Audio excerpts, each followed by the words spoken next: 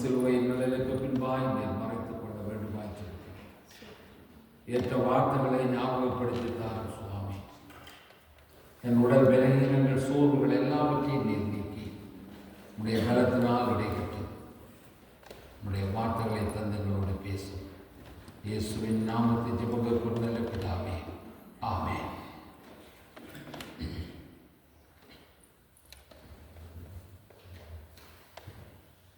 இன்றைய தியானத்துக்காக கர்த்தர் நமக்கு தந்திருக்கிற வார்த்தை யாத்திராகமம் 4வது அதிகாரம் 2வது வசனம். Exodus chapter 4 verse 2. கர்த்தர் அவனை நோக்கி, உன் கையில் இருக்கிறது என்ன? The Lord asked him, what is that in your hand? ஆண்டவர் நம்மிடத்திலே கேள்வி கேட்கிறவர். உலக தோட்டத்தில் இருந்தே ஆண்டவர் கேள்வி கேட்கிறார். ஏன் கேள்வி கேட்கிறார்? கேள்விக்கான பதில் அவர் எதிர்பார்க்கிறார். ஆகவே இன்றைய நாளிலும் இந்த வேத வசனத்திலே ஆண்டவர் மோசேயிடத்திலே ஒரு சின்ன கேள்வியை கேட்கிறார். அவர் கேட்ட கேள்வி, உன் கையில் இருக்கிறது என்ன? இன்றைக்கு இதே கேள்வியை ஆண்டவர் எங்களிடத்திலே கேட்டால், உங்களுடைய கையில் இருக்கிறது என்ன? இதுக்கு நீங்க என்ன பதில் சொல்வீர்கள்? ஃபோன்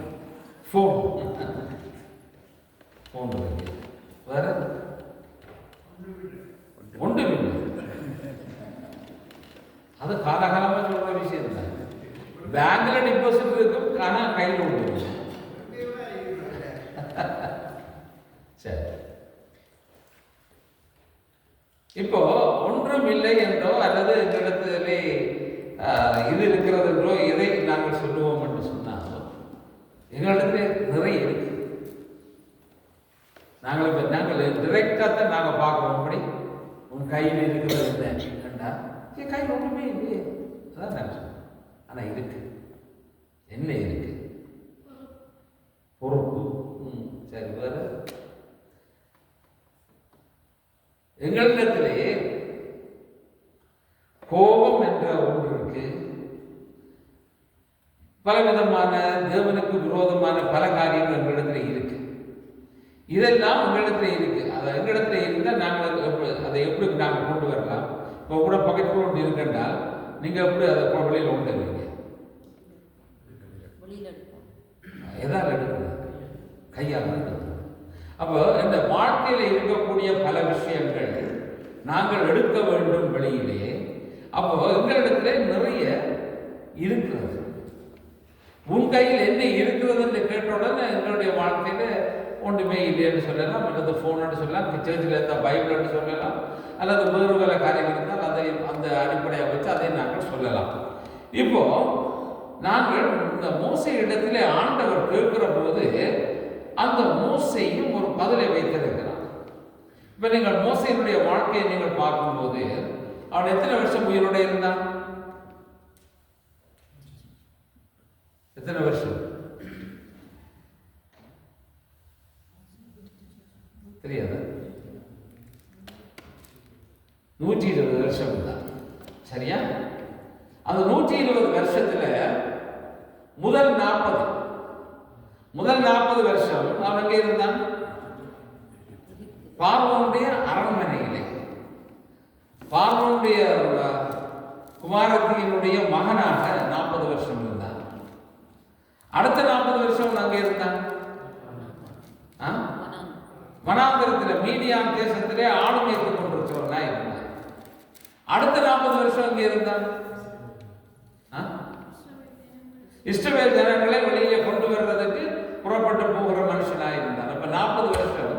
இந்த 40 வருஷம் வரும்போது நம்முடைய வாழ்க்கை முடிந்து விடுகிறது.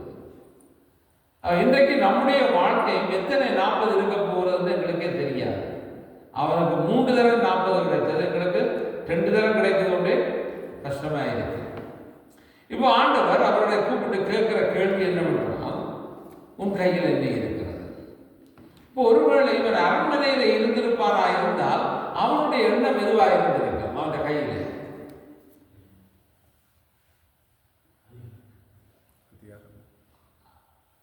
அரண்மனையில அங்கேயும் ஒரு கோல் இருக்கு, செங்கோல். அந்த செங்கோல் எந்த கையில இருக்கும் என்று சொல்லி ஒருவேளை அவன் நினைத்திருக்கலாம். ஆனா அது இருக்கவில்லை. இப்போ அவன் நினைத்ததற்கு பார்க்க வேறொரு காரியம் மாற்றப்படுது. அந்த இடத்தை விட்டு அவன் ஓடி போகிறவனாய் போகிறான். இப்போ அவன் வனாந்தரத்துக்கு போகக்கூடிய மீதியான் தேசத்துக்கு போகிற போது அவனுடைய வாழ்க்கை முறை மாறி இப்பொழுது அவனுடைய கையிலே ஒரு கோல் கொண்டு வரப்படுகிறது. அது ஆடுகளை மேய்ப்பதற்காக. இப்போ அவன் அடுத்த கட்டத்துக்கு போகிற போது அதே கோலோடு எகிப்து தேசத்திலே போய் அந்த ஜனங்களை விடுவித்துக் கொண்டு வருகிற ஒருவனாய் அவன் மாறுகிறான். இப்போ ஆண்டவர் அவரிடத்திலே கேட்கிறார், உன் கையில் இருக்கிறது என்ன? இப்போ உலக தோற்றத்திலே முதலாவது ஆண்டவர் ஆதாமை வேள்வாளை உருவாக்கி அவர்களை ஏதேனில் கொண்டு போய் வைத்தாச்சு. ஆண்டவர் வந்து கேட்கிறார், ஆதாமே நீ எங்கே இருக்கிறாய்? இப்போ நாங்கள் அந்த அதே கேள்வியை எங்களுடைய கேட்டு பார்த்தால் நாங்கள் என்ன பதில் வைத்திருக்கிறோம்? ஜெயராஜா நீ எங்கே இருக்கிறாய்? மிஸ்ஸாகல இருக்கிறாய். இப்போ அங்கே இருக்கிறாய், ஸ்காபுல இருக்கிறாய். அதான் நான் சொன்னேன். ஆனா நாங்கள் எங்கே இருக்கிறோம் என்பது எங்களுக்கு தெரிந்திருக்கு. அதாவது நான் இந்த இடத்துல இருக்கிறேன் என்பது அல்ல அதனுடைய பொருள். அதாவது உன்னுடைய வாழ்க்கையிலே நீ எங்கே இருக்கிறாய். அப்போ அதை நாங்கள் தெளிவாக புரிந்து கொள்ள வேண்டியது அவசியமாக இருக்கிறது. அங்கே அவர் கேட்டபோது அவர் சொல்கிறார், ஒளித்துக் கொண்டு இருக்கிறேன் என்றால் நான் பதில் கொடுக்கிறான். சரி, அடுத்த மனுஷன் அது அவற்றை ஜெனரேஷன்ல வந்து அடுத்த மனுஷனத்தில் கேட்கிறார். காயின் இடத்துல ஒரு கேள்வி கேட்கிறார். என்ன கேள்வி கேட்டார்? காயினே உன் சகோதரன் எங்கே? அவன் ஒரு பதில் கொடுத்தான். அவன் என்ன பதில் கொடுத்தான்?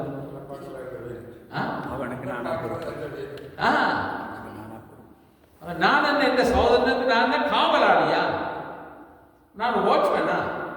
இதெல்லாம் எங்கிட்ட இந்த கேள்வி எல்லாம் கேட்க முடியும். அப்போ ஆண்டவர் கேள்வி கேட்கும் போது நாங்கள் இடக்குடக்கான பதில் சொல்றத நாங்கள் தயாராக இருக்கிறோமே தவிர நாங்கள் உள்ளதை பேச தயாராக. அப்போ மனித வாழ்க்கையில இன்றைக்கு நாங்கள் ஒவ்வொரு விஷயத்துக்கும் நாங்கள் வேற கவுண்ட் கொடுக்கக்கூடியவர்களாக நாங்கள் மாறிக்கொண்டு இருக்கிறோம். அவ இங்கே நாங்கள் பார்க்கிற போது இந்த மோசையினிடத்திலே கேட்ட கேள்விக்கு அவர் கொடுத்த ஒரே ஒரு பதில் என்னவென்று சொன்னால் கோல் என்று சொல்லுகிறார். அவருடைய கையில் உள்ள கோல் என்ன என்று கேட்டீர்கள் என்றால் அது ஒரு சாதாரண ஒரு மரம், அவ்வளவுதான். காய்ந்து போன ஒரு மரம், முற்பகுதியிலே இப்படியே வளைஞ்சிருக்கக்கூடிய ஒரு கோல். சரி, இந்த முன்னுக்கு வளைந்திருக்கிற கோலை அவர் எதற்கு பயன்படுத்த? ஆடு மேய்க்கிறது பயன்படுத்த. எதற்கு அந்த வளைந்த கோல்? எதுக்கு? இலை குலைகள் எங்கே இருக்கோ அதை இழுத்து ஆடுகளுக்கு கொடுக்கக்கூடியதாய். அப்போ அது மாத்திரமல்ல, மிருகங்கள் வந்தால் அதற்கு எதிர்த்து சண்டையிடுவதற்கேற்ற ஒரு கோலாகவும் அது விளங்கி இருக்கிறது. அதை நாங்கள் தாவீதினுடைய புத்தகங்களில் நாங்கள் பார்க்கும்போது அவர் அதை குறித்து எழுதுகிறதை நாங்கள் பார்க்கிறோம். அவை இந்த இடத்திலே நாங்கள் பார்க்கும்போது ஒவ்வொருவருடைய வேதாகமத்திலே பார்க்கும்போது ஒவ்வொரு மனிதர்களுடைய கையிலே ஒவ்வொன்று இருந்திருக்கு. அப்போ ஏதோ ஒன்று அவர்கள் வைத்திருக்கிறார்கள், அவருடைய கரங்களிலே இருந்திருக்கிறது. தாவீதின் கரத்தில் என்ன இருந்தது? கல்லும் கவனம் இருந்தது. சரி, இப்போ சிம்சோன் அவனுடைய கையில் என்ன இருந்தது? கழுதையும் தாடை எலும்பு இருந்தது. மற்றது கிரியோன் கையில் என்ன இருந்தது?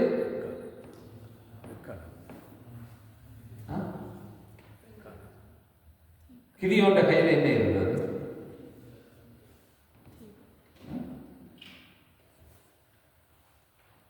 பானையும் தீவட்டியும் இருந்தது. சரி, இப்படி ஒவ்வொரு இடத்திலே ஒவ்வொரு மக்கள் மத்தியிலே ஒவ்வொரு விதமான பொருட்கள் இருந்தது. இப்ப எலியாவுடைய கையில் என்ன இருந்தது? சால்வை இருந்தது. அப்ப இவைகள் எல்லாமே ஒவ்வொரு மனிதனுடைய வாழ்க்கையிலே வைத்திருந்த பொருட்கள். அவன் ஏன் இந்த பொருட்களை வைத்திருந்தார்கள் என்ற ஒரு கேள்வி வரும்போது, இவைகள் எல்லாம் வித்தியாசமான ஒரு செயலை கொண்டு வருகிற ஒரு காரியம். இப்ப நீங்கள் பார்க்கும்போது எலியா அவனுடைய ஊழிய காலம் முடியும் போது ஆண்டவர் சொல்லுகிறார், சாப்பாத்தின் குமாரனாகிய எலிசா இருக்கிறார், அவனுக்கு நீ இந்த சாவையை கொண்டே போடு. ஏன் அதை கொண்டு போய் போட வேண்டும் என்று கேட்டால், அவன் ஊழியத்துக்கு தெரிந்து கொள்ளப்பட்ட மனுஷனாய் வருவதற்கு அங்கீகாரம் பண்ணப்படுகிறதாய் இந்த சாவை பயன்படுத்தப்படுகிறது.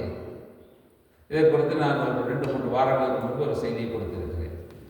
அப்போ இந்த ஒவ்வொரு தேவ மனிதர்களிடத்திலும் ஒவ்வொரு பொருட்கள் இருந்திருக்கிறது. அவைகள் எல்லாம் வித்தியாசமான செயல்களை கொண்டதாய் இருக்கிறதை நாங்கள் பார்க்கிறோம்.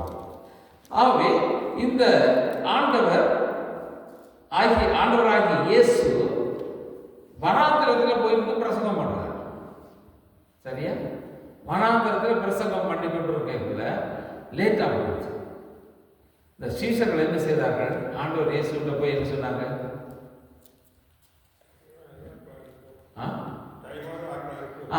டைம் ஆகுது, கெதில ஆகல. இப்ப ஆண்டவர் அடுத்த கேள்வியை கொடுத்து போட போறாருன்றது இப்ப சீசருக்கு தெரிஞ்சிச்சு. ஆண்டவர் என்ன சொல்ல போறாரு? அடுத்த சாப்பாடு கொடுக்க சொல்லி. அப்ப அதுக்கு முதலே இவர்கள் பிளான் பண்ணிட்டார்கள். என்ன? ஆண்டவரே நீண்ட பிரசங்கம் வேண்டாம், சாப்பாடு வேணும், அவங்க ஊருக்கு அனுப்பிடும். அப்ப அங்கே சாப்பாட்டுக்காக அவர்கள் ஒரு திட்டத்தை வைக்கிறார்கள். ஆனால் ஆண்டவர் சொல்ல வந்த எல்லாத்தையும் சொல்லி முடிச்சுட்டார். சொல்லி முடிச்சுட்டு அவர் சீஷர்களை பார்த்து சொல்றார், இவங்களுக்கு சாப்பிடுவாங்க.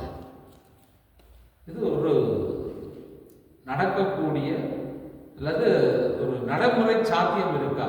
இருக்கிற இடம் உண்டு, வனாந்தரம். சரி, இருந்தது எத்தனை பேர்?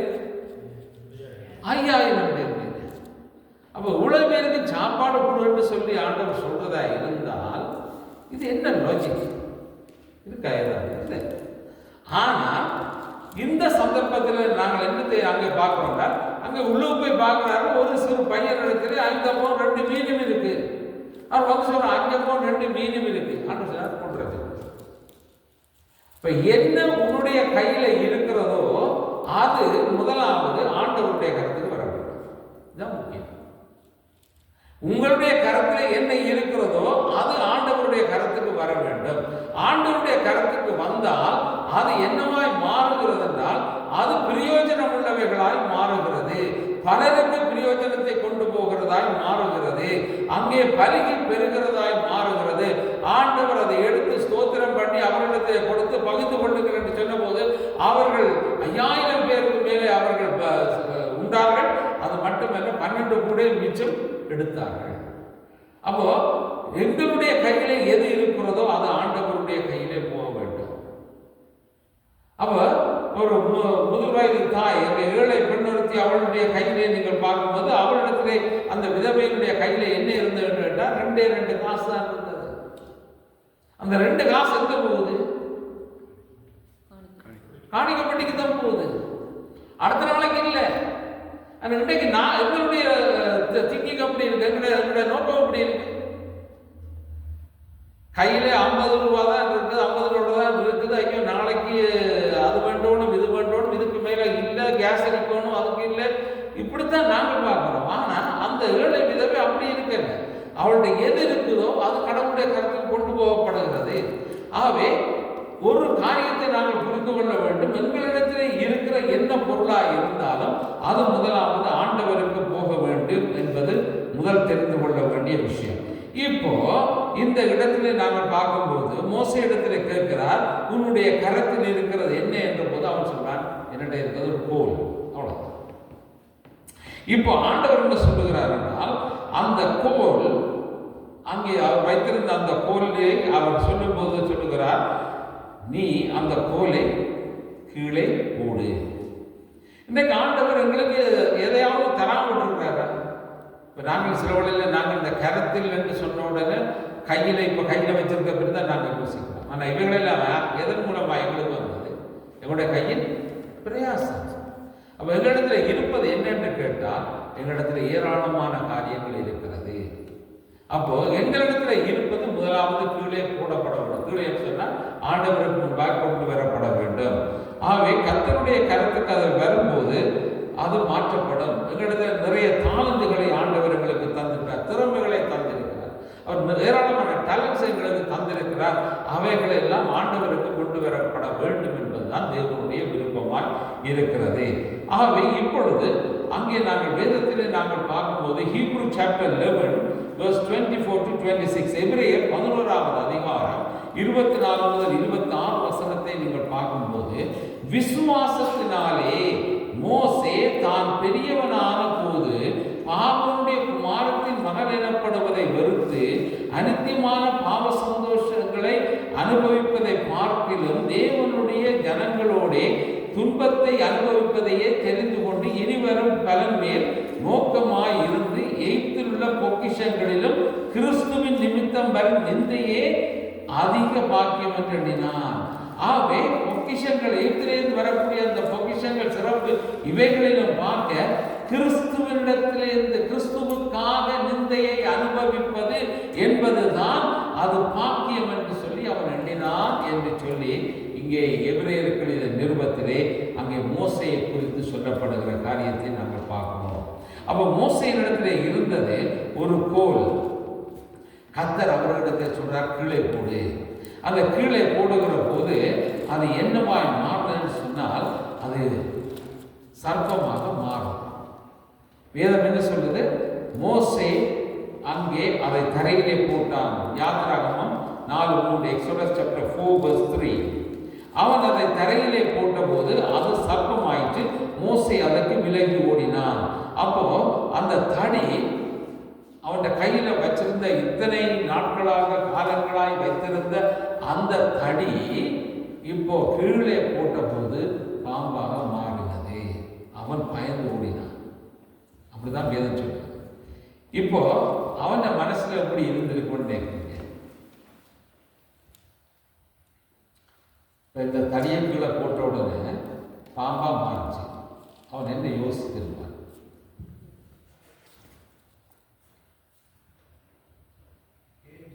உங்களோட கையில் ஒரு தடி இருக்கு. இப்ப நீங்க அந்த தடியை கீழே புடைச்சு ஆண்டவர் போட்ட உடனே பாம்பாயிட்டு நீங்க என்ன நினைப்பீங்க? இல்ல ஓடுறது அது பயந்து ஓடுறது பேர் சொல்லுது. நீங்க என்ன நினைப்பீங்க? ஏன் போட்ட மாட்டேன்? ஏன் போட்ட மாட்டேன்? இவ்வளவு காலம் இந்த பாம்பையா நான் கையில் வச்சிருந்தேன். இதான வருது. அப்ப இவ்வளவு காலம் நான் வச்சிருந்தது என்ன என்ற கேள்வி வருகிறது. அந்த கேள்வி எங்களுக்குள்ளே ஒரு வித்தியாசமான ஒரு உணர்வை கொண்டு வருகிறது. இப்ப இவ்வளவு காலமும் இந்த பாம்பு என்னத்துக்கு அடையாளமா இருக்கு? சாத்தானுக்கு அடையாளமா இருக்கு. இந்த சாத்தானையா நான் இவ்வளவு காலம் கையில கொண்டு என்ற எண்ணத்துக்கு நாங்க வருகிறோம். இப்ப இப்படித்தான் அவனுடைய சிந்தையும் இருந்திருக்க கூடும். இப்போ இந்த சர்ப்பம் சாத்தானுக்கு அடையாளமா இருக்கிறபடியினாலே இந்த மனிதனுடைய வாழ்க்கையில் வரக்கூடிய சிந்தை இவ்வளவு காலம் இந்த சாத்தானுடைய காரியத்தையா அதையா நான் கையில பிடித்திருந்தேன். இன்றைக்கு நம்முடைய வாழ்க்கையிலே சாத்தானுக்கு விருப்பமான காரியங்களை எல்லாம் நாங்கள் கையில வச்சு விடுறோம். ஆண்டவருக்கு விருப்பமான காரியமாய் மாற்றப்படவில்லை. இன்னும் உலகத்தின் காரியங்கள் தான் எங்களுடைய கையிலே இருந்து கொண்டு இருக்கிறது. இதனால் எந்த விதமான பிரயோஜனம் இல்லாத ஒரு காரியம் தான் இருக்கிறது. எங்களுடைய குணங்கள் மாறுகிறது, எங்களுடைய செயல்கள் மாறுகிறது. எல்லாமே கடவுளுக்கு பிரியமாய் இல்லாதபடி வாழ்க்கையை நாங்கள் வைத்திருக்கிறோம். அப்படிப்பட்ட போலே வைத்திருக்கிறோம். ஆண்டவர் சொல்லுகிறார், அதை தரையிலே போட்டால் அது சர்ப்பமாய் மாறினது என்று சொல்லி பார்க்கிறோம். ஆண்டவர் திரும்ப ஒரு காரியத்தை சொல்றார். அவனிடத்துல என்ன சொல்றாரு ஆண்டவர்? வாழை பிடி என்றார். சரியா? இப்போ வாழை பிடிக்கிறான். வாழை பிடிச்ச உடனே என்ன செய்யுது? இப்ப ஆண்டவர் சொல்ற வாழை பிடி என்று. வாழை பிடிச்சா என்ன நடக்கும்னு நீங்க நினைக்கிறீங்க? இப்ப ஒரு பாம்பை பிடிக்கக்கூடிய ஒரு இருக்குதுன்னா வாழை பிடி என்று ஆண்டவர் சொல்ற. நீங்க வாழை பிடிப்பீங்களா தலையை பிடிப்பீங்களா? ஏன் தலையை பிடிக்கும்? இப்போ வாழை பிடிச்சா என்ன நடக்கும்? இது திருப்பி எங்களோட கையில் கொத்தும். ஆனபடியாக நாங்கள் இப்போ என்ன யோசிக்கிறோம் என்றால், நாங்கள் வாழை பிடிக்காம தலையை பிடிக்கணும். ஆனால் ஆண்டவர்கிட்ட விருப்பம் என்ன தெரியுமா? வாழை தான் பிடிக்கணும். உங்களோட ஞானம், உங்களோட அறிவு, உங்களோட பிரச்சனை இதெல்லாம் ஆண்டவர் பார்க்கறதில்லை. ஆண்டவர் ஒரு காரியத்தை சொன்னார். உலக தோட்டத்திலே ஆண்டவர் சொன்னார். என்ன சொன்னார்? ஆதியாகமம் 3ஆம் அதிகாரம், தலையை நசுக்குவேன், நீ அவர் குதிக்காலை பிடிப்பாய், அவரும் தலையை நசுப்பார். அவர் தலையை நசுக்கிறது யாருன்னா தேவன் ஒருவர் மாத்திரம்தான் தலை. அவர்தான் அதை மிதிக்க வேண்டும், அவர்தான் அதை நசுக்க வேண்டும். அது எங்களுடைய காரியம் இல்லை. எங்களுடைய வாழ்க்கையிலே இதை நீ செய்தால் உனக்கு வேறொரு காரியத்தை ஆண்டவர் வைத்திருக்கார். அது எங்களுடைய நுழைஞ்சில இல்லை. இன்றைக்கு எங்களுடைய நுழைஞ்சு எப்படின்னா, என்னுடைய அறிவு, என்னுடைய ஞானம் இவைகள் மூலமாய்த்தான் நான் கடவுளை இப்படித்தான் நான் பார்க்கிறேன் என்பதுதான் எங்களுடைய ஞானமாய் இருக்கிறது. இப்ப பாருங்க, இந்த மோசே எகிப்து தேசத்திலே இருந்தான். அங்கே அவன் என்ன செய்தான்?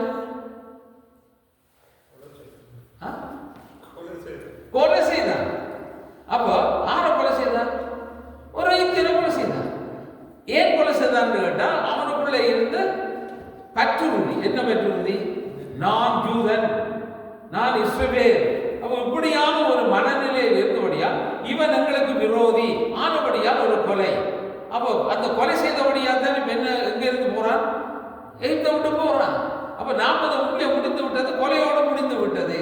அப்ப இன்றைக்கு எங்களுடைய ஞான மரபின்படி, எங்களுடைய உணர்வின்படியா நாங்கள் சில காரியத்தை செய்கிறோம், அது தவறாய் முடிந்து விடுகிறது. என்னுடைய வாழ்க்கையில மாற்றம் வந்து விடுகிறது.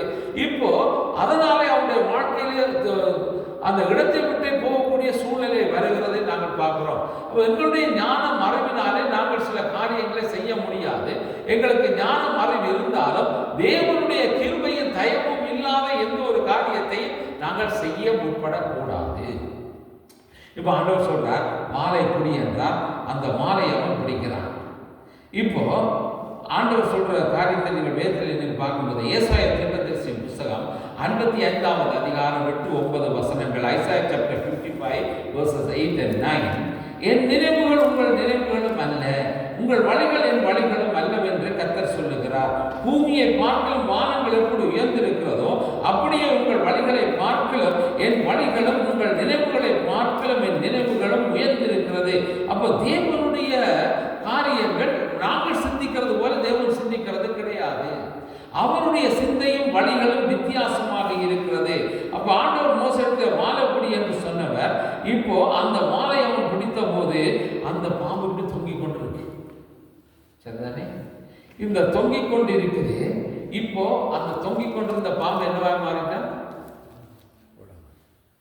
திரும்பவும் இதுதான் மோசேயினுடைய வாழ்க்கை அன்று தலைகளாக மாறிச்சு. இவ்வளவு காலம் வைத்திருந்த கோல் ஆண்டவர் தரையிலே போட சென்றார். அது போட்ட போது பாம்பாய் மாறினது. வாழைப்பொடி என்றால் அது திரும்ப கோலாய் மாறின போது அது எப்படி அது மாற்றம் பெற்றதோ அதே போல இந்த மோசேயினுடைய பழைய வாழ்க்கை ஒரு புதிய வாழ்க்கையாய் மாறுகிறது, தலைகளாய் மாறுகிறது. இப்போ இந்த கோலை வைத்துக் கொண்டுதான் ஆண்டவர் சொல்லுகிறார், எங்க போச்சுக்கிறார்? எகிப்து. இப்போ உனக்கு பயம் எகிப்துக்கு போக. ஏன்? அவனுடைய சொந்த ஞானம், சொந்த அறிவு, சொந்த பலத்தினாலே ஒரு பெரிய காரியத்தை அங்கே செய்து மண்ணுக்குள்ளே புதைத்து வைத்தது அது கண்டுபிடிக்கப்பட போகிறது. நான் அங்கே எப்படி போக முடியும் என்று சொல்லித்தான் அவன் பலவல்ல நான் திக்குவாயன், எனக்கு அங்கே பேச முடியாது, இதெல்லாம் சொன்னதுக்கு காரணம் அதுதான். அப்போ இன்றைக்கு நம்முடைய வாழ்க்கையில் ஆண்டவர் சில காரியத்தை செய்ய சொல்லும் போது நாங்கள் மறந்து கொண்டு இருப்பதற்கு காரணம் என்னவென்றால், நாங்கள் எங்களுடைய சுய ஞானத்தினாலும் அறிவினாலும் செய்த ஒரு பொல்லாத காரியங்கள் எங்களை அதை விரட்டி கொண்டு இருக்கலாம்.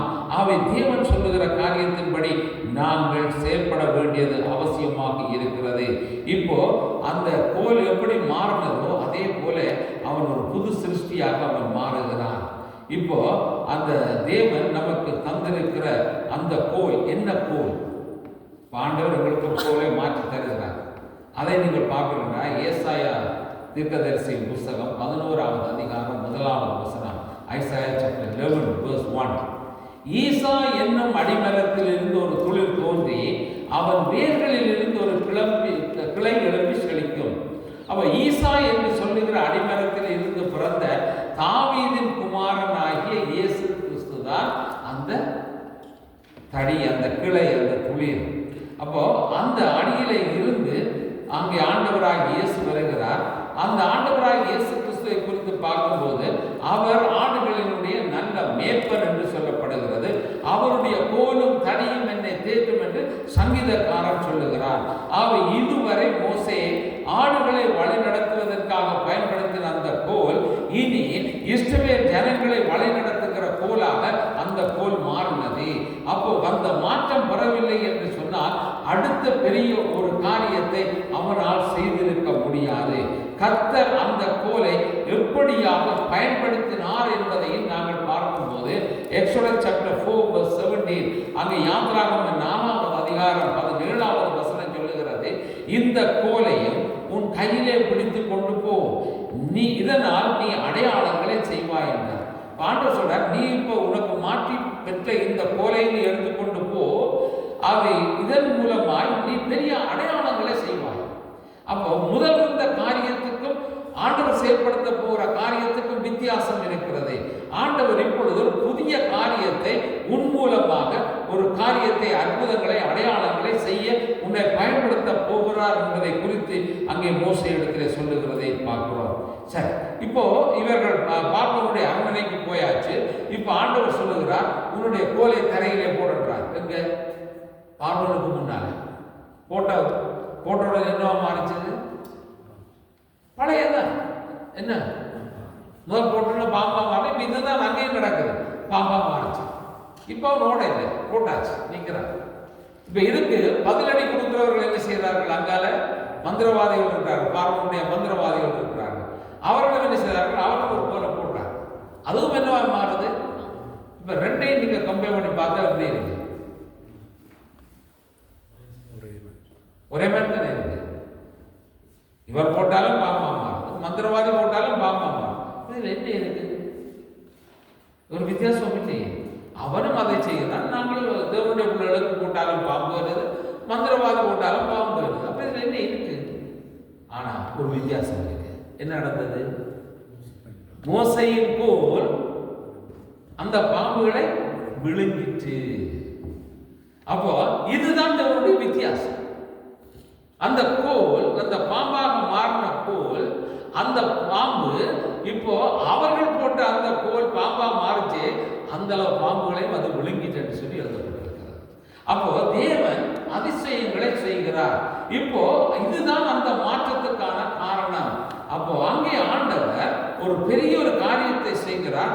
இப்போ ஆண்டவர் சொல்ற, நீ வாழக்கூடிய இப்ப திரும்ப அவனுடைய கையில அது போல மாறுது. அப்போ ஆண்டவர் ஒரு வித்தியாசமான காரியம். மந்திரவாதிகள், தந்திரவாதிகள் என்னதான் செய்தாலும் தேவனுடைய கோலை போல அவர்களும் ஒரு காரியத்தை செய்தாலும் அது தேவனுடைய கோலுக்கு முன்பாக நிற்க முடியாது. தேவனுக்கு முன்பாக அவர்கள் நிற்க முடியாது. தேவன் அவர்களுக்கான காரியத்தை வித்தியாசமாய் வைத்திருக்கிறார். வேதத்திலே நீங்கள் பார்க்கும்போது லூக் சாப்டர் 10:19, லூக்கா 10:19 நீங்கள் பார்க்கும்போது, இதோ சர்ப்பங்களையும் தேள்களையும் மிதிக்கவும் சத்துருவுடைய சகல வல்லமையை மேற்கொள்ளவும் உங்களுக்கு அதிகாரம் கொடுக்கிறேன், ஒன்றும் உங்களை சேதப்படுத்தாது. அப்ப ஆண்டவர் என்ன சொல்றாரா? இவைகள் உங்களுக்கு என்னென்ன காரியங்கள் எல்லாம் தீங்காய் வரக்கூடியதா இருந்தாலும் அவைகள் எல்லாம் உங்களுக்கு ஒன்றுமே செய்யாது. ஏனென்றால் தேவன் உங்களுக்கு அதை மேற்கொள்ளுகிற அதிகாரத்தை உங்களுக்கு தந்திருக்கிறார். அவருடைய நாமத்தை பயன்படுத்துகிற நம்முடைய வாழ்க்கையிலே அதை நாங்கள் பயன்படுத்தும் போது ஆண்டவர் ஒரு காரியத்தை செய்வார். என கருமையானவர்களே, ஆண்டவருடைய வார்த்தை வல்லமை உள்ள வார்த்தை, ஜீவன் உள்ள வார்த்தை, அதிகாரம் உள்ள வார்த்தை. நான் ஒரு காரியத்தை கூட நான் சொல்ல விரும்புகிறேன். நான் இலங்கைக்கு போயிருந்த போது கிட்டத்தட்ட ஒரு 10 ஆண்டுகளுக்கு முன்பாக, 8-10 ஆண்டுகளுக்கு முன்பாக நான் ஒரு வீட்டுக்கு போய் அங்கே தங்கியிருந்தேன். கொழும்பில் ஒரு வீட்டில் போய் தங்கியிருந்தேன். அது ஒரு அந்த சேரிப்புறம் என்று சொல்லக்கூடிய ஒரு இடத்துல உள்ள ஒரு வீடு, அங்கே தான் தங்கியிருந்தேன். அங்கே தங்கியிருந்த போது அவர் அந்த இடத்துல உள்ளவர் சொன்னார், அந்த வீட்டுக்கு ஒரு போதர் வந்திருக்கிறார் சொல்லி அக்கம் பக்கத்திலே அந்த இந்த கதைகள் அங்கே போக ஆரம்பித்தது. அப்போது அந்த முன் வீட்டிலே, நான் இந்த வீட்டுக்கு முன் வீட்டிலே இருக்கக்கூடிய ஒரு பெண் பிள்ளை, ஒரு வாலிப பிள்ளை, அந்த பிள்ளைக்கு ஜெபிக்க வரும்படியாக என்னிடத்துல சொன்னார். வந்து சொன்னபோது நான் ஓகே ஜெபிக்கலாம்னு சொன்னபோது என்னுடைய உள்ளத்திலே ஒரு உணர்வுன்னா, நீ போக வேண்டாம், நீ போகாது. அப்போ எனக்கு அந்த மன உணர்வு வந்த உடனே நான் போகவில்லை. அப்போ நான் சொன்னேன், பிள்ளையை இங்கே கூட்டிக் கொண்டு வாருங்க, நான் ஒரு இடத்துல கூட்டிகிட்டு வாருங்க, நான் ஜெபிக்கிறேன்னு சொன்னேன். ஆனால் அந்த பிள்ளையை அவர்கள் அழைத்து கொண்டு வந்தார்கள். அழைத்து கொண்டு வந்தால் சொன்னால் நீங்கள் நம்பவே மாட்டீர்கள். எப்படி வந்தால் தெரியுமா? பாம்பு வர்ற மாதிரி வந்தாள். வளைஞ்சு வளைஞ்சு இப்படி நிலத்துல தான் ஊந்து வந்தாள். நானே வியந்து போனேன். இப்படி ஒரு காரியத்தை அதுதான் நான் வாழ்க்கையில் முதல் தடவையாக நான் பார்த்தேன். அந்த பிள்ளைக்காக நான் அந்த இடத்துல வைத்து நான் செபித்த போது ஆண்டவர் ஒரு பெரிய விடுதலையை கொடுத்தார். அந்த பிள்ளை அதுக்கு பிறகு எழும்பி அந்த இடத்துல இருந்த போது, அந்த பிள்ளை இடத்துல கேட்ட போது, அந்த அந்த விடுதலையை பெறுகிற அந்த சந்தர்ப்பத்திலே அதோடு பேசக்கூடிய நிலையிலே என்று பேசின போது, அந்த பிள்ளை இடத்திலிருந்து வந்த சாத்தான் பேசுகிறார். அவளுக்கு ஒரு செய்வினை செய்யப்பட்டது ஹட்டனில் உள்ள ஒரு வனாந்தரத்திலே ஒரு இடத்துல வைத்து இது செய்யப்பட்டால் ஏவி விடப்பட்டிருக்கிறது தனக்கு என்று சொல்லி எல்லா விவரங்களையும் சொன்னபோது, அதை பக்கத்தில் இருந்த பெற்றார் அதை கேட்டபோது அப்பொழுதுதான் அவர்களுக்கு அந்த தெளிவு வருகிறது.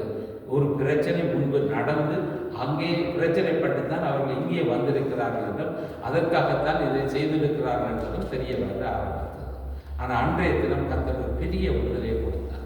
அப்போ எங்களுடைய வாழ்க்கையில் பலவிதமான காரியங்களை பிசாசானவன் கொண்டு வருவான். கர்த்தருடைய நாமத்தினாலே விடுதலை உண்டு. கர்த்தருடைய நாமத்தை, அவருடைய அதிகாரம் உள்ள நாமத்தை நாங்கள் பிரயோகிக்கும் போது, விசுவாசத்தோடு பிரயோகிக்கும் போது ஆண்டவர் விடுதலையை பொறுக்கிறவராயிருக்கிறார். ஆனபடியாக தான் கர்த்தருடைய வார்த்தை சொல்லுகிறது என்ன? தேள்கள் சர்ப்பங்கள் எதுவா இருந்தாலும் அவைகளை மிதிக்கிற அந்த சத்துருவினுடைய காரியங்களை அகற்றுகிற பலத்தை தேவன் கொடுக்கிறார். அந்த வல்லமையை தேவன் கொடுக்கிறார். அதை நாம் பெற்றுக்கொள்ளுகிறவர்களாக இருக்க வேண்டும். ஒவ்வொரு தேவனுடைய பிள்ளைகளும் விசுவாசத்தோடு அதை பெற்றுக்கொள்ள முடியும். அப்ப நாங்கள் எங்களை அதற்காக தயார்படுத்துகிறவர்களாய், அதற்கு ஆண்டவருக்கு எங்களை ஒப்புக் கொடுக்கிற மக்களாய் நாங்கள் மாற்றமடைய வேண்டியது அவசியம். இப்ப நாங்கள் வேதத்தில் நீங்கள் பார்க்கும்போது பாருங்க, ஆண்டவர் காரியத்தை சொல்றார். எக்ஸோடஸ் சாப்டர் 7:1, யாத்திராகமம் 7:1 ஆண்டவர் காரியத்தை சொல்றார். கர்த்தர் மோசேயை நோக்கி, பார், நான் பார்வோனுக்கு தேவனாக்கினேன். அப்ப எப்படி சொல்றார்? பார்வோனுக்கு உன்னை தேவனாக்கினேன். அவன் உண்மையா கடவுளாகி இருக்கிறாரா? இல்ல. என்ன சொல்லியிருந்தார்? பார்வோனுக்கு முன்னாக உன்னை நான் உயர்த்தி வைத்திருக்கிறேன். பார்வோன் உனக்கு கீழ்ப்பட்டவன் என்பதை அங்கே ஆண்டவர் சொல்லுகிறார். ஆகவே தேவனுடைய பிள்ளைகளை தேவன் உயர்த்துகிறவர். அப்போ எங்களுக்குள்ளே தேவனை குறித்த அறிவும் விசுவாசமும் நம்பிக்கையும் எங்களுக்குள்ளே வளர வேண்டியது அவசியமாக இருக்கிறது. ஆகவே தேவன் இந்த மோசேக்கு இந்த கோலை திரும்ப அவரிடத்தில் கொடுத்த போது, இந்த எகிப்து தேசத்திலே அந்த ஜனங்கள் விடுதலை ஆக்கப்படுவதற்கு முன்பாக அந்த கோலிலானே நடந்தவைகள் என்ன என்று கேட்டால், எத்தனை வாதை?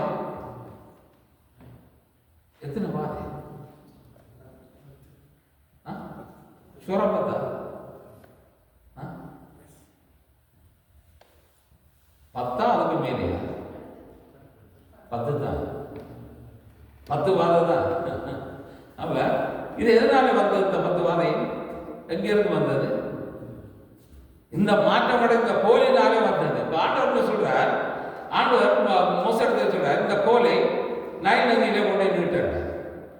நைல் நதியிலே நீட்டினார். என்ன நடந்தது? இரத்தமாய் மாறினது. அந்த இடத்துல இருந்து மீனெல்லாம் செத்து போனது, நாட்டம் எடுத்தது.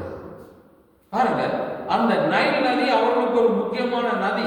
அந்த நதியை ஆண்டவர் தொட சொல்லி அது இரத்தமாய் மாறினதுனாலே அதில் உள்ள மீன்கள் எல்லாம் செத்து போக அது நாட்டம் எடுக்கக்கூடிய நிலைமை வந்தபோது அந்த தேசத்தினுடைய நிலையை நீங்கள் யோசித்து பாருங்கள். அப்போ ஆண்டவர் ஒரு பெரிய காரியங்களை செய்கிறார்.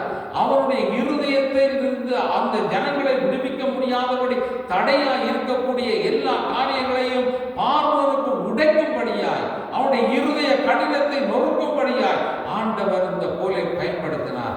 முதல் வைத்திருந்த அந்த கோல் அது பாம்பு, அது சர்ப்பம், அது சாதாரண ஒரு கோல்.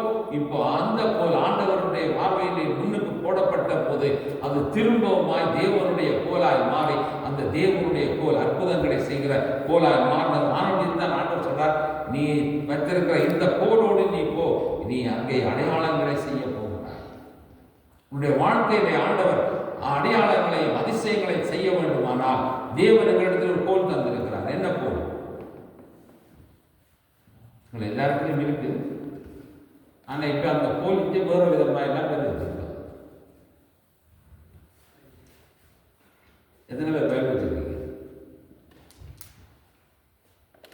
எத்தனை பேர் பைபிள் வச்சிருக்கீங்க? இதுதான் எங்களோட கோல். இப்போ இந்த கோல் இப்போ வேற விதமாக வந்திருக்கு. என்னது? ஃபோனில் வந்துச்சு. இப்போ இந்த ஃபோன் தானே எல்லாத்துக்குமா பயன்படுத்துகிறோம். ஃபோன் தான் எல்லாத்துக்கும் பயன்படுத்துகிறோம். எதுக்கு எடுத்தாலும் என்ன யூடியூப்பை தேடினா அதுக்கு போகிறோம், வேறு இடத்தை பார்க்க போகிறோம் அதுக்கு போகிறோம், வேறு ஒன்றை பார்க்க போகிறோம் அதுக்கு போகிறோம், எல்லாம் பொழுது. பிஸா உடம்புனாலும் தான் கூட என்ன உடம்புனாலும் எல்லாம் தான். ஆனால் இப்போ அதுக்குள்ள நல்லதும் இருக்குது கெட்டதும் இருக்குது. இப்போ நாங்கள் என்ன சொல்ல வர்றோம்? நாங்கள் என்ன சொல்ல வர்றோம்? நான் பைபிள் தானே பார்க்கணும். ஆனால் உண்மையில சரியா பிள்ளையா? எது சரி? இது பார்க்கறது சரியா இல்லை? அது மாடர்ன் டெக்னாலஜி ஈஸியாக வருது. அப்படி ஒரு ஆதியாகும் ஜெனிசிஷன் தட்டினா உடனே அது பக்கம் வந்து நிற்குது. அதிகாரம் 45 45 வந்து நிற்குது. உடனே விட்டு தட்டி போட்டு 10ஆம் வசனம் தட்டிட்டு பார்த்துட்டு போகிறோம். இதில் என்ன செய்யணும்? எது கஷ்டம்? இது கஷ்டமோ அது கஷ்டம்? இப்போ நாங்கள் என்ன சொல்ல வரோம்? இது பழசு, இது பிறக்கணும், எதுக்கப்புறம் எங்கே என்ன இருக்கணுங்கிறது தெரியாது. தான் அடுத்த பிரச்சனை. ஆதியாகத்துக்கு அப்புறம் என்ன வருதுன்னு கேட்டால் எங்களுக்கு தெரியாது. மத்தேயு லூக்கா சுவிசேஷத்துக்கு அப்புறம் என்ன வருதுன்னா இன்னும் தெரியாது. எத்தனை வருஷமா இருக்குது? உண்மை தான் உண்மை. ஆனபடியாக தான் இப்போ நாங்கள் என்னதுக்கு போகிறோம்? தட்டுறதுக்கு போகிறோம். இது தெரிய வரும். இந்த புஸ்தகம் தெரிஞ்சிருக்கணும்.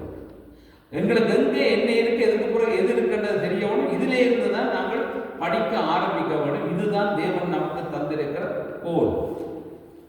இந்த கோல் தான் எங்களுடைய வாழ்க்கையிலே பல காரியங்களை மாற்றுகிறதாக இருக்கிறது. ஆனபடியினாலே எனக்கு அருமையானவர்களே, கர்த்தர் தந்த இந்த கோலை நாங்கள் பயன்படுத்த வேண்டும். எங்களுடைய வாழ்க்கையிலே ஆண்டவர் எங்களுடைய வாழ்க்கையை மாற்றுவதற்கு. இப்போ எகிப்து தேசத்திலே இருக்கக்கூடிய காரியங்களை நாங்கள் பார்க்கும்போது, எகிப்து தேசத்திலே அவர்கள் தெய்வமாக வழிபட்டவைகள் என்ன? எகிப்து தேசத்திலே பார்வோன் முதல் அந்த மக்களுடைய வழிபாட்டுக்கு பயன்படுத்தப்பட்ட தெய்வங்கள் என்ன? ஒரு தெய்வம் இல்லை, பல தெய்வம்.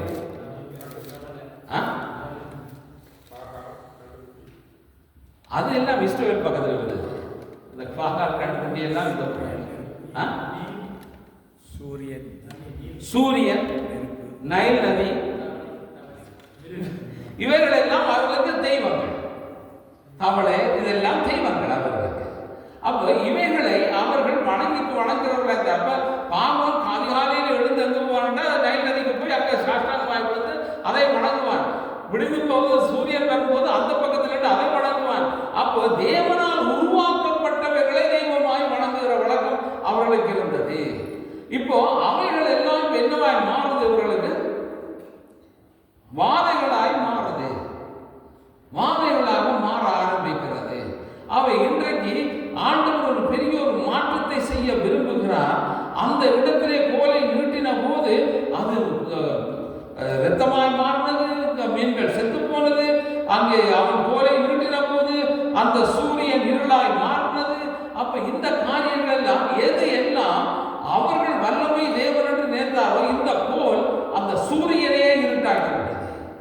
அப்போ அவருடைய வாழ்க்கையில் ஒரு காரியத்தை ஆண்டவர் கற்றுக் கொடுக்கிறார்.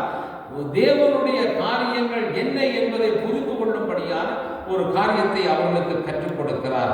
ஆகவே நம்முடைய ஆண்டவர் நீதியின் சூரியனாகவும் நியாயத்திற்கும் தேவனாகவும் இருக்கிறார் என்று சொல்லி வேதம் சொல்லுகிறது.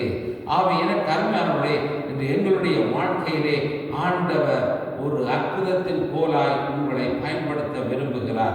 மோசையின் அந்த கோல் அற்புதங்களின் கோலாய் மாறினது. கர்த்தர் தமது ஜனங்களுக்கு ஒரு வாக்கு தத்தத்தை கொடுத்தார். அந்த மக்களுக்கு, இஸ்ரவேல் மக்களுக்கு ஒரு வாக்கு தத்தத்தை கொடுக்கிறார். இஸ்ரவேல் எகிப்திலிருந்து அவர்கள் விடுவிக்கப்பட்டு வந்தபோது அவர்கள் ஒரு இடத்திலே வருகிறார்கள். அங்கே வரும்போது எங்கே வந்தார்கள்டா, செங்கடல் பற்றி வந்து விட்டார்கள். முன்னுக்கு செங்கடல், பின்னுக்கு திரும்பி பார்த்தா பார்வோன்ற படை. இப்போ அவர்கள் என்ன சொல்லுகிறார்கள்? இஸ்ரவேல் ஜனங்கள் மோசே பார்த்து என்ன சொன்னார்? இதுல பார்க்க நாங்கள் ஊர்ல இருந்த மாதிரி அது அங்கே என்னென்ன இருந்தோ, அடிபட்டாலும் சரி மிதிப்பட்டாலும் சரி அங்கே இருந்திருக்கலாம். எங்களை கொண்டது இந்த பக்கம் செங்கடல், அந்த பக்கத்தில் அவன் படை எங்களை நடுவில் கொண்டது, ஒரு வழியும் இல்லாத இடத்துல எங்களை சாக பண்ணுகிறது என்று சொல்லக்கூடிய நிலை வந்தபோது அங்கே மோசே ஆண்டவரை பார்த்து சொல்றார், ஆண்டவரே உங்களுடைய ஜனங்கள் இப்படி சொல்றாரு, அவங்களுக்கு ஒரு காரியத்தை சொல்லு. ஆண்டவர் சொல்றார், அவங்களுக்கு ஒரு காரியத்தை சொல்லு. அங்கே எக்ஸோடஸ் சாப்டர் 14:14 அங்கே சொல்றார், யாத்ரா 14:14 சொல்றார், கர்த்தர் உங்களுக்காக யுத்தம் பண்ணுவார், நீங்க என்ன செய்ய? எங்களுக்கு எது பிடிச்சது? சும்மா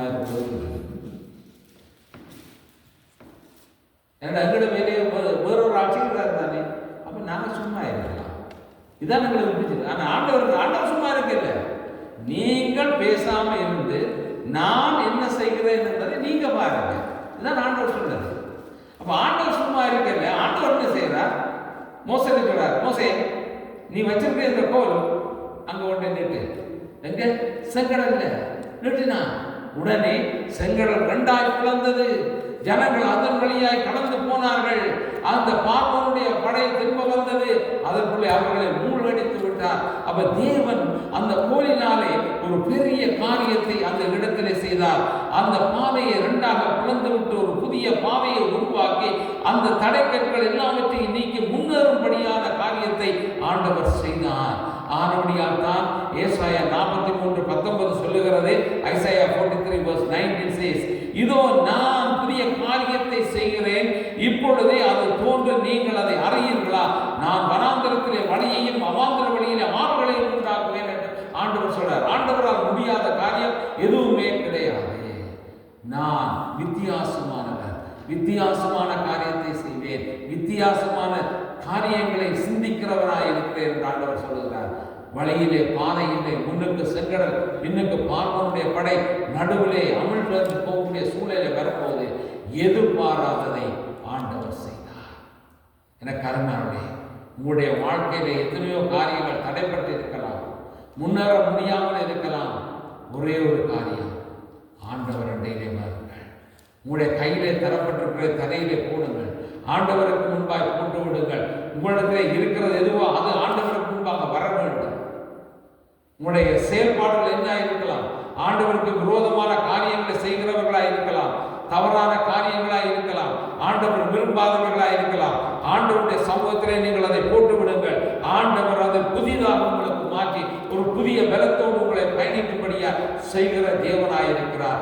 அவை தேவனுடைய வார்த்தை உண்மை உள்ளது, இருபுறமும் கருப்புள்ள பட்டயம், அது ஊனையும் கணுக்களையும் உடலுக்கு செல்லக்கூடிய வல்லமை நிறைந்த வார்த்தை.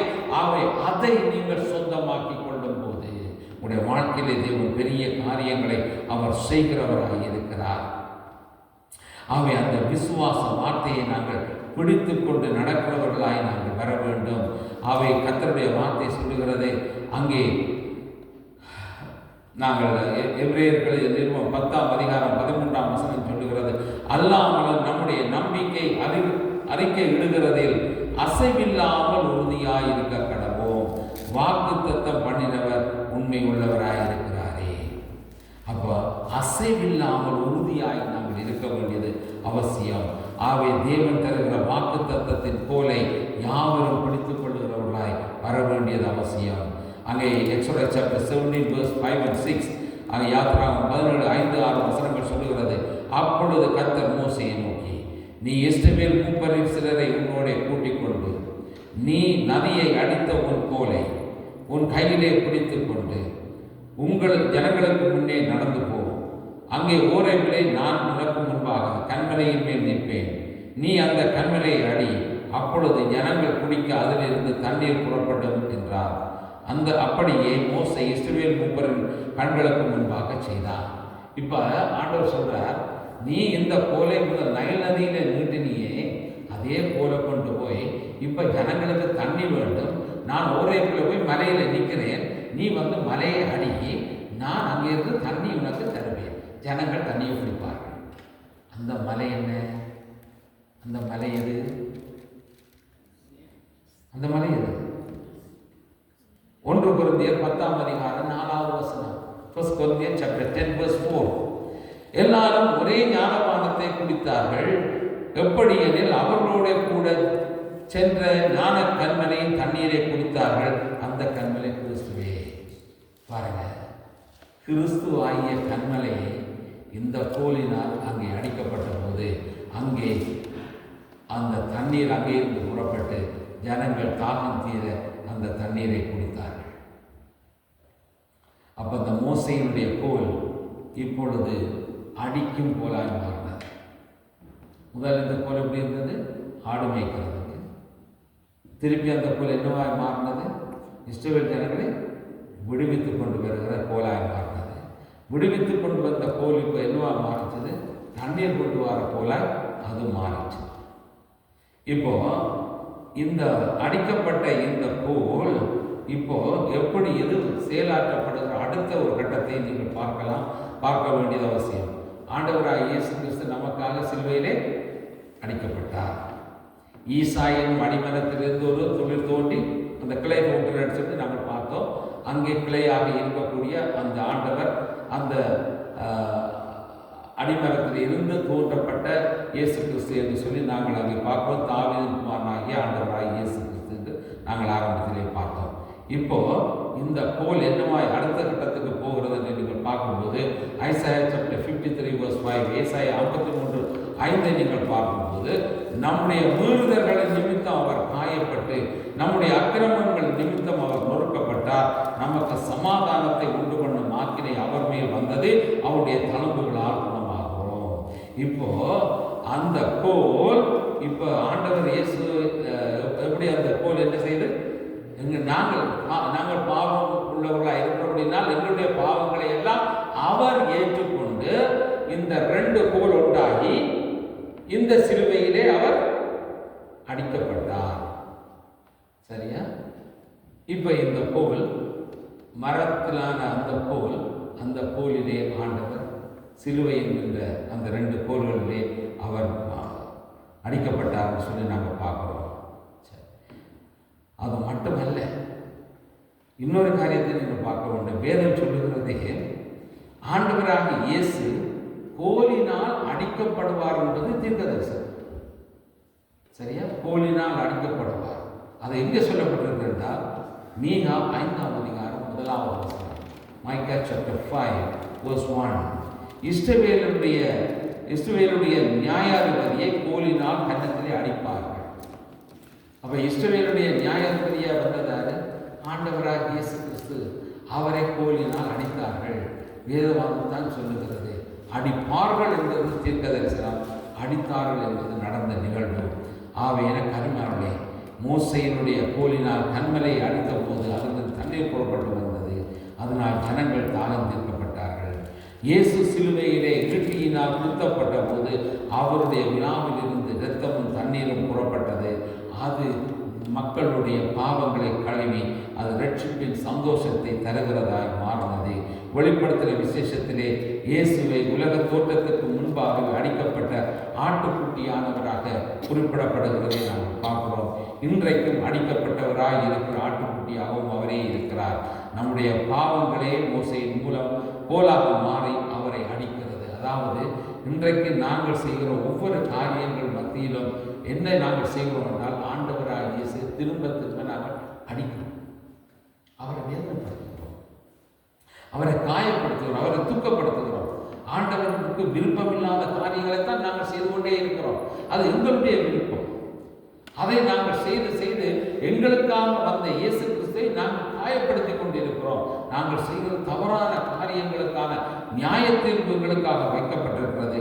ஆவி எனக்கு அருமையான தேவ பிள்ளைகளே, இன்றைக்கு எங்களுக்குள்ளே ஒரு மனம் திரும்புதல் வர வேண்டியது அவசியம். இன்று ஒரு மனம் திரும்புதலுக்காக எங்களுடைய இருதயத்தை நாங்கள் ஒப்புக் கொடுப்போம். நம்முடைய பாவங்களை நாங்கள் தேவனிடத்தை அறிக்கையிட்டு நாங்கள் மன்னிப்பை பெற்றுக்கொள்வோம். எங்களுடைய வாழ்க்கையை தேவன் மாற்றுவார். அவை எங்களுடைய வாழ்க்கையில் இருக்கக்கூடிய பாம்பாகிய கோள்கள் நிறைய இருக்கிறது.